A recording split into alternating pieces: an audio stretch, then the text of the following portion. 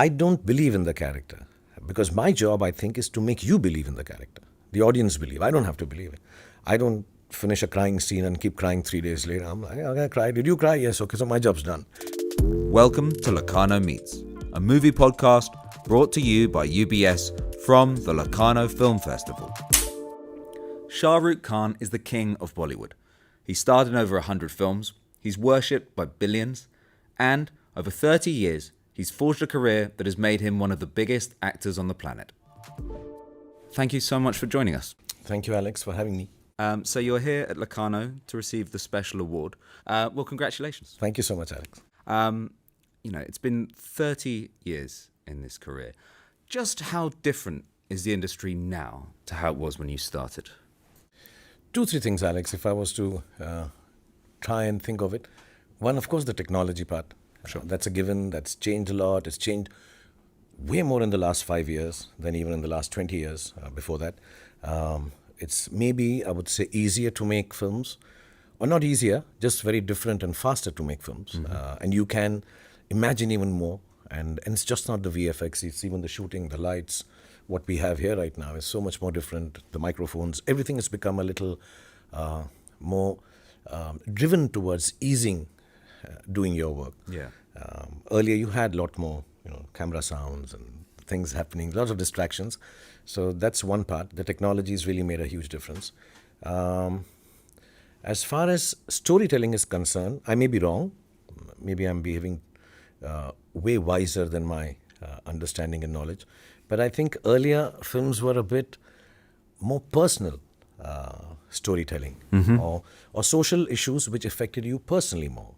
Maybe post-war, post-depression, whatever. And you took this personal story and maybe the word is wrong.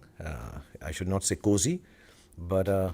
Intimate. Intimate, yeah. An intimate way of storytelling, which could be larger than life. It could be bigger. I think over the years, I noticed that the stories became for the masses, where they're more aspirational, where people want to identify with the characters or the situations you are in. It could be anti-establishment also, depending upon the sign of times. So they became more for the masses. Now, I was just before you came in, I was talking to a gentleman, and we're talking about how social media has come in, and everybody's a filmmaker, which is a good thing. Anyway, I think in films, everybody's a filmmaker. So even my kid can make a movie on Instagram, and some of them are really nice. And so there's more intermingling of life and filmmaking. So it was very individual, understanding, maybe even more intellectual. Then it became more massy, more approachable, more identifiable. And now it's just intermingled. You can tell a story, and one of the mediums of telling the story is your telephone. And I think that is filmmaking also. So I think the newer generation with social media and telephone in your hand don't even require this technology to make a film. Soderbergh is making a film on an iPhone. So it's awesome. I think I think I'm 58 now, so another 10 years, I'm okay. I've passed that stage. But the younger people will have to deal with this intermingling of storytelling through cinema, which is accessible to everybody. Do you think that type of new storytelling will be a rival, maybe even a threat to traditional grand cinematic visions? No, I think it'll just be quicker. It'll just be faster. It'll be intercut faster, because I find it that my kids love to see I have an 11-year-old, I have a 23-year-old and a 27-year-old. And so I can kind of see the variance of how they like films. And I'm 58, so I know how I like films. And yes, I like to explain things a little more. I like to, what they say, spoon feeding. While the younger one, you try to tell him, so we opened the scene in Italy. Yeah, Italy, we understood, AC Milan. Yeah, move on, So they know what the setting is. They want to get to the crux of it. So maybe the storytelling will become, I hope it doesn't become reels, but it will become a little faster. But I think the bigness of sitting in a room and watching it, sometimes people say, oh, we're watching it at home, but the television screens are 200 inches now. So they are actually watching it in a cinema. So I think the grandness will remain, just the speed of storytelling may change. You'll be showing Devdas. Can you tell me what that film meant for your career? Yeah, so I've grown up, my parents, my mom, my dad, There are generations and generations of people who've liked Devdas. There are 13 Devdases that have been made in India. It's a Sharat Chandra novel, and people have adapted it. And for some reason, it's a huge hit every time. When you say huge hit in terms of people wanting to go and see it, I don't know when Mr. Bansali, who's a fantastic filmmaker, and I think this would be his second or third film then, we met for the film, and when he narrated the film to me, there are very few films that I start liking because of the dialogues, because they are so theatrical and over the top, and I come from theatre. So for me, being subtle is a problem. So I love this whole, comedy style of enactment, punch and judy, and being larger than life, and dialogues making some different kind of sense. So I really liked it, but for some reason it fell through. And there came a time that we wouldn't be doing it. And I moved on. But I was very keen to do a film in my career. My parents had passed away by the time I joined films. Both of them were not alive. And I don't know, for some reason I always felt I'll make films which are very big, so that my mom and dad can see them from heaven. So it's a childish thought. I still think my mom's a star, and it works. I think I even know the star she is. So I just felt that if I made Devdas, she would really like it. She would appreciate. I didn't think I could play the character. I didn't think, because Mr. Dilip Kumar had played it. I think Mr. Sehgal, some of the greatest artists in our country, Uttam Kumar ji, some great artists had played it. And flawlessly. I don't think mine is so brilliant or good. But in spite of a lot of senior actors telling me, don't do it, I just wanted to do it, that, maybe the mom might did Devdas, which we used to watch. So for me, it was that part. It was working with Mr. Bansali, who I think is one of the most dramatic, theatrical, beautiful filmmakers in the country. Got an opportunity to wear a lungi. And then I hope I played him less of a loser, more of a non-committing man, who had his own reasons to not commit to love. Because I found otherwise the character being a bit of a loser, shirking away from duties, shirking away from commitment. Sure. So I just wanted to play him a little, I didn't want you to feel love for him, but I didn't want you to hate him and like him for being an alcoholic who runs away from every girl that he falls in love with. So I just wanted him to be indescribable. I hope I've achieved that. And I think the way you perform him is very universal. I think the worst parts of myself can identify with him. Are you an alcoholic too? I am not. No, I understand what you're saying, because for me, I was very young then. To be able to appreciate those kind of feelings was difficult, to be honest. But yeah, overall, I haven't seen it recently. I'll see it tonight. I hope I've done it well. I was very nervous doing that film. Very difficult. Also, as actors grow up, you want to play a madman. You want to play a person who can't see, probably. You want to play an alcoholic. So these are the 4 or 5 tropes you have of wanting to do roles.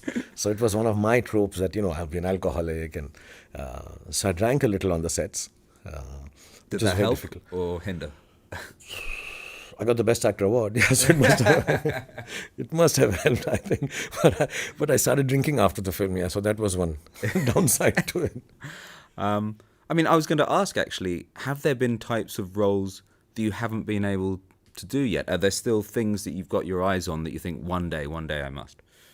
Yes, Alex, I'll be very honest. I don't take myself too seriously as an actor. Because I have a different way of thinking about acting. I do believe that you don't, I meet a lot of actors and I respect them a lot and I think they're wonderful. They start believing the character that they're playing, and they think, a lot of actors talk to me like this.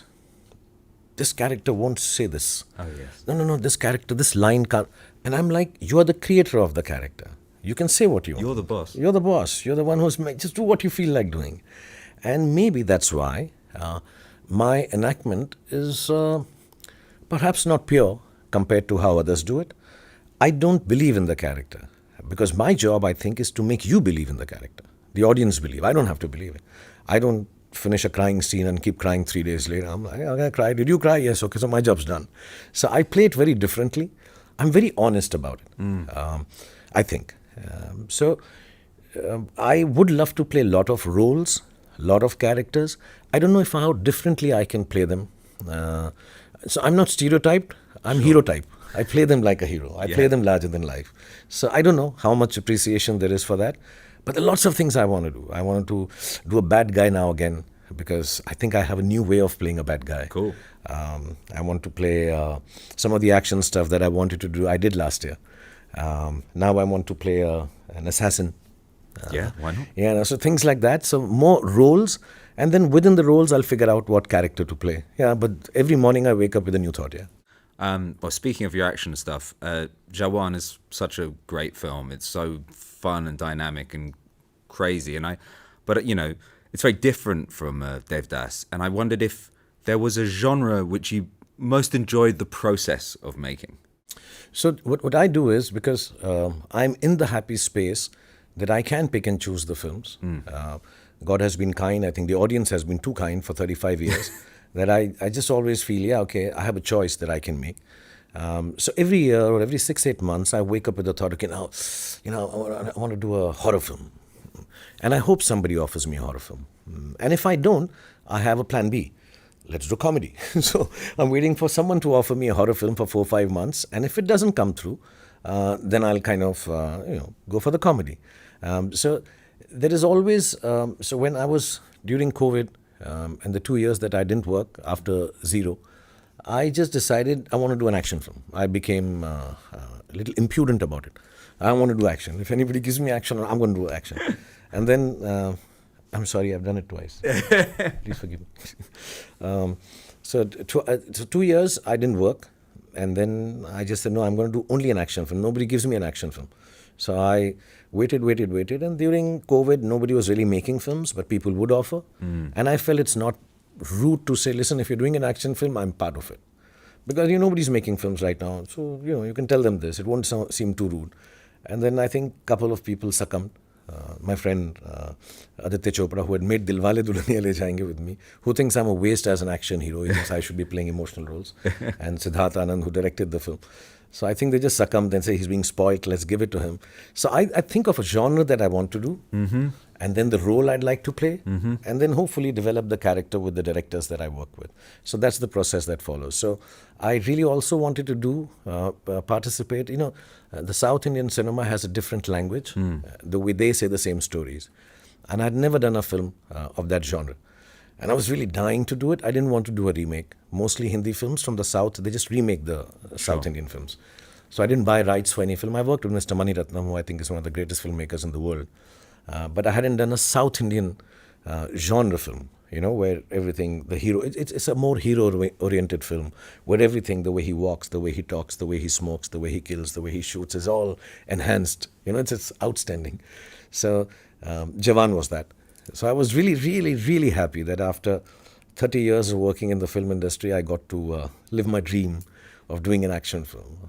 Now, like I said, maybe after another 6 months, maybe I'd like to do a comedy, a little gentler film. And then I hope some people watch your interview and write a comedy and come and offer it to me. Do you find it easier to make an audience laugh, gasp, or cry?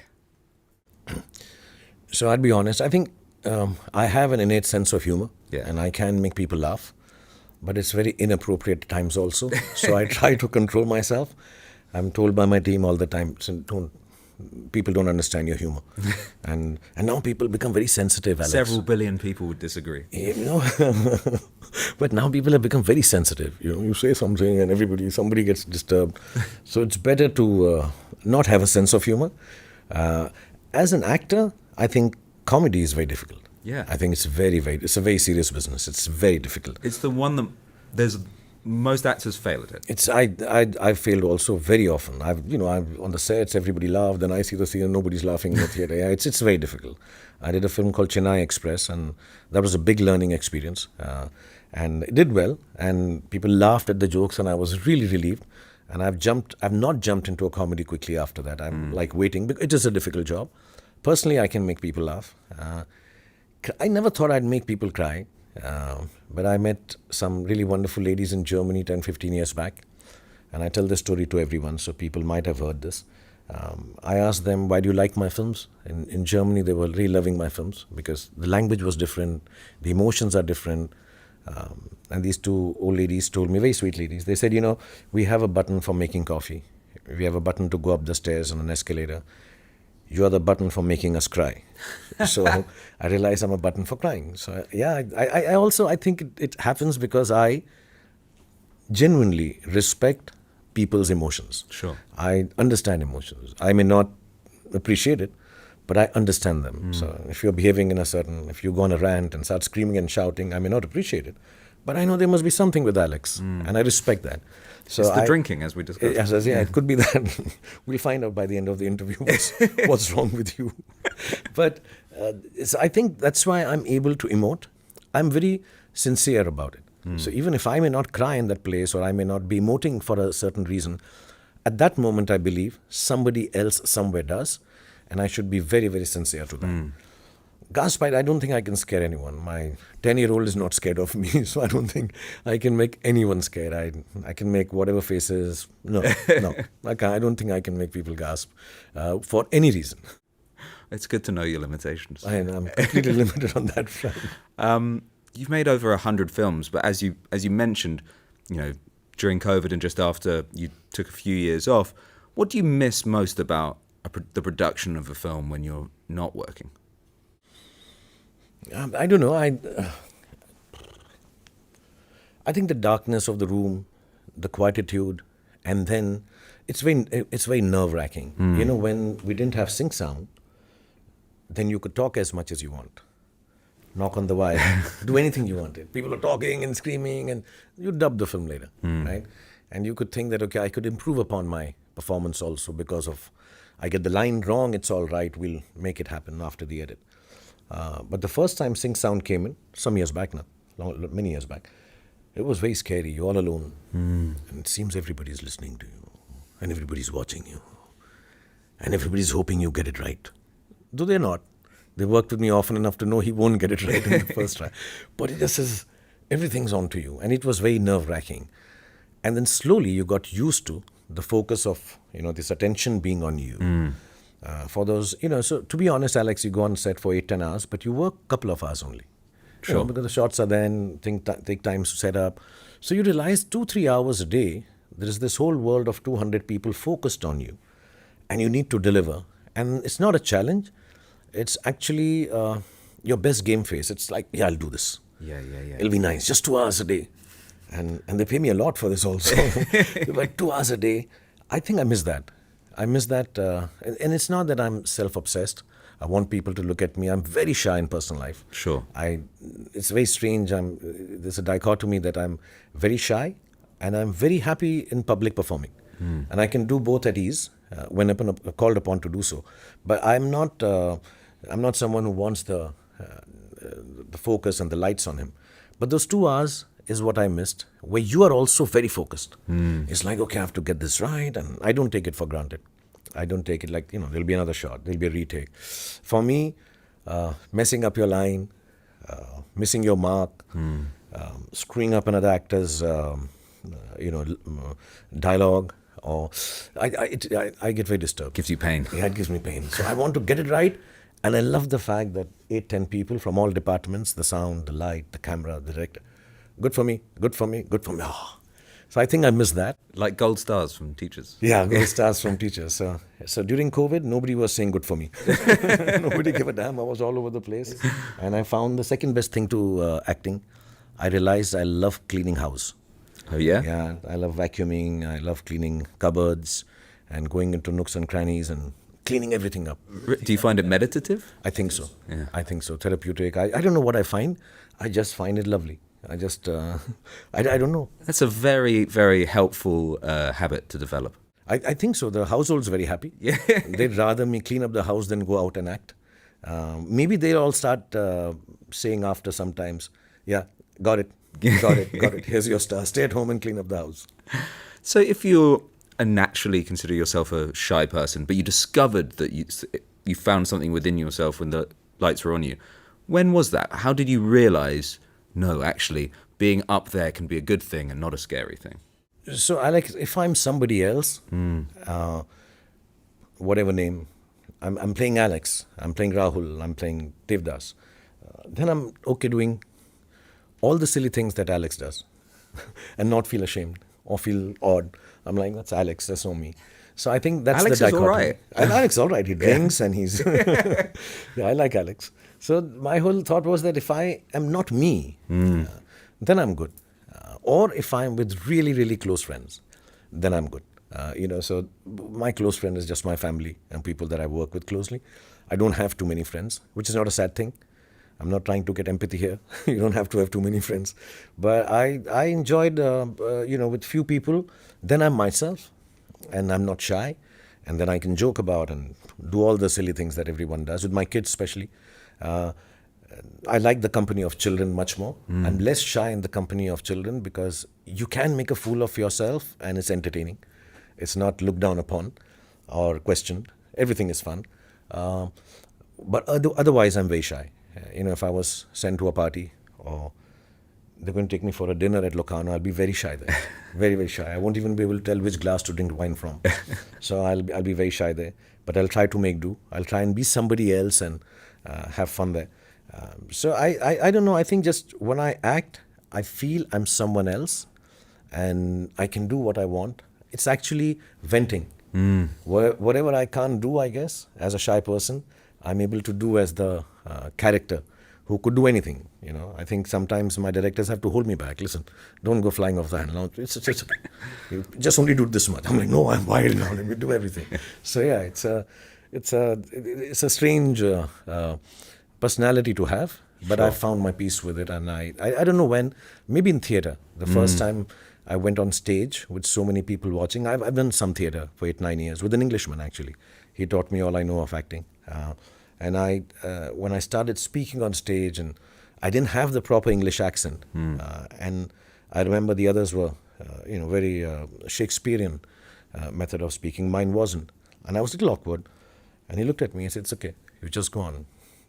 You just fly, as long as people are appreciating." I think I like the fact that people are just standing there and say, "Okay for me." I think that's the whole point. As myself, I can't do that. We started off by talking about some of the changes in the industry. And, over the last decade, as Netflix has grown, a lot of your films are now on Netflix. And I wondered if that's helping you reach a new audience who'd never quite got the opportunity to see your films before. I hope so. I hope they're... I'm watching a lot of Spanish films, so they better also watch my films. I'm watching French films. I'm watching Italian films. So I hope so. See, the idea has always been, for me, the larger picture now, and I again don't say it I don't say it patronizingly, because I've been working for 35 years in the Indian film industry, and what I would like to be able to garner and get is to get Indian cinema noticed internationally. Whether I'm part of it as an actor or a producer, as a light person, as a camera person, as a writer, whatever. I just want, because it has given me everything that I have. Indian cinema, Indian audience, Indian people, Indian film watchers, they've given me everything I have. They've made me fulfill the dream that I had. So I owe everything to Indian cinema. But in return, if I am able to participate in something that takes Indian cinema and puts it on a world map. So a lot of people ask me for years, "Oh, you haven't done a Western film. Haven't the roles been offered?" Maybe no, not too many, to be honest. But if they were, would I? I don't know. Because for me, it's very important that I respect the place that I began in, started in, which has given me everything. Can I take my Indian film industry and tell my Indian stories to you? You're from England, so you are half Indian and you know everything about Bollywood. But take it to somewhere else and say, okay, like when because of Netflix and Prime, we are watching stories from parts of the world. See, I'm a film person. It's my duty and job to find other films and watch them. Sure. At the festival like Locarno and, discover cinema. But even if I wasn't a film person, because of these OTT platforms, now I'm having access to every film. Yeah. So if Indian films can reach there, and if our storytelling, can somehow invoke some kind of feelings in people, though the language is a barrier, but because of the way it's now translated or has subtitles or sometimes even dubbed, it'll be really nice. It would be, for me, telling Indian stories to a bigger audience, because doing it for a theatre is difficult. Because we have a limited, I don't know, Indian films we release about 7,000-8,000 theatres, while Hollywood films release 25,000 theatres. We may not be able to compete with that in terms of audience size also. So it's an amazing platform that we have this place where we can showcase Indian stories internationally to everybody. Do you think you'll act forever? Will I act forever? Yeah. Till the day I die. I my life's dream is to somebody to say action, and then I die, and they say cut, and then I don't get up. He said, it's okay, it's action, it's over now, please get up. And I say, no, till you all say it's okay. Till you all say it's okay for me. Yes, I'd love to act forever. It's not something that like I said, I'm not a very serious actor, and I'm found out some amazing internal things about acting to showcase to people. I just celebrate the joys of life through my acting. For me, if I'm able to entertain, to me, to be able to create in whatever sense, not in a amazing mad scientist type create, just create, to share joy, to give love, art, painting, singing, music, all of them mean the same thing. To me, it's there is no difference in, if I can entertain you for 2 minutes, it's love. If I can love someone for 50 years, that's entertainment. If I can entertain someone for 30 seconds, it's creative. So I find it all different names for the same thing, and I really enjoy sharing this joy, making people have a feeling for an hour or so and enjoy themselves. And sometimes you miss the mark, and that's the only thing that makes me sad. That, why did I let down people? Why couldn't I give them enough love or entertainment or creativity or whatever the name you give it? Well, thank you very much for talking to me. I'm sure tonight's screening is going to be great. I'm going to be there. Great to meet you. Thank you, Alex. Thank you very much.